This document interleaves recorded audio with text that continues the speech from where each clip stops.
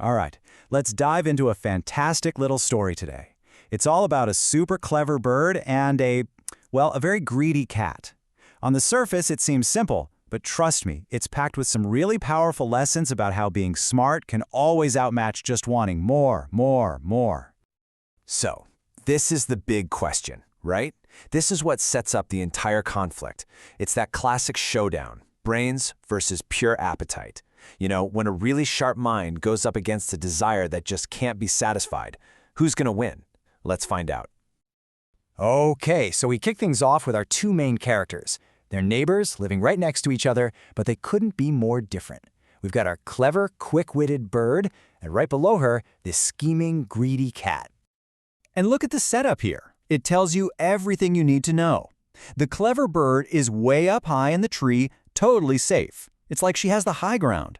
Meanwhile, the greedy cat is stuck down below, just staring up, full of envy. That physical distance between them, it's basically a symbol for their whole conflict. And here we get a little peek right inside the cat's head. This is all it thinks about all day long. It's not thinking about making friends or anything like that. Nope. It's pure hunger, pure greed. This single thought is what drives the whole story forward. So, the cat's smart enough to know that just trying to climb the tree won't work. The bird's got the advantage there. So what do you do when strength isn't an option? You turn to trickery. The cat completely changes its strategy and starts coming up with a sneaky plan. And just like that, the performance begins. The cat puts on this whole new personality, speaking in this sweet, friendly voice. The goal is super simple. Make the bird feel safe, make her lower her guard, and get her to come down from that tree. The cat starts with a real classic move, pretending they're old friends. Calling her sister bird is a cheap trick to create a fake bond. And the invitation to play, well, we all know that's just a trap, right? The real question is the bird gonna fall for it? But nope, not for a second. The bird isn't fooled at all. She immediately knows something's fishy with the cat's tone. And because she calls the cat out, it forces the cat to come up with an even crazier lie. The bird doesn't even hesitate. She just cuts right through all the nonsense and calls out the cat's real plan. She sees that invitation to play for what it really is, a threat. So now the cat is backed into a corner. But instead of giving up, it doubles down with this completely ridiculous claim. A vegetarian cat. Come on.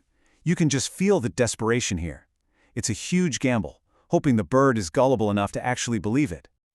Okay, this is where everything changes. The bird doesn't just say, "No way." Instead, she decides to play along with the cat's little fantasy. She sets up her own trap, a really smart, simple test that's designed to make the cat's lie completely fall apart.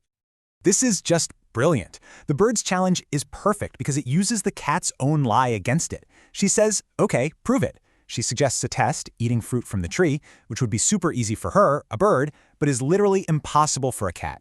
It's a total checkmate. And that's it. Game over. The cat has nothing to say. There's no comeback, no argument. The lie has been totally exposed, and the cat is just left there, caught in its own silly trick. So, with the cat's big plan totally foiled, the story shifts from just being a tale to teaching us its main point. So, what are we supposed to learn from all this? Let's break down the real moral of the story. Right before she flies away, the bird spells it out perfectly. She connects the dots for the cat. Its greed and its lies are exactly why it failed. It's a crystal clear summary of the whole lesson. So the big takeaway here is really about two different paths.